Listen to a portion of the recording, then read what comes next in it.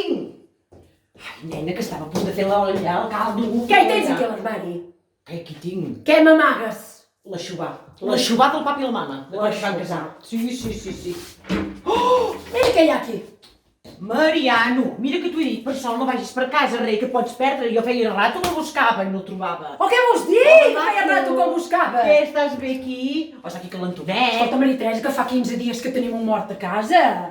Què has pensat? Jo pensava que ja l'havies portat a la funerària o a Caritas, no sé. És que noia, no sé on me'l volen, no me'l volen un home tan gran i tan alt.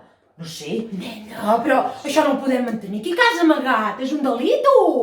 Ai, sí, fa dies, que el tenim aquí a casa. I ara què? Doncs ara no sé, jo faig un llamamiento.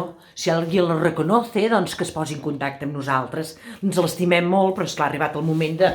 Doncs l'estimem pas gaire, però si no el coneixem de res, Maria Teresa. La meva germana s'està tornant xiriveta. De fet, té raó, no ens l'estimem gaire, perquè de fet no em diu res. Mariano, maco.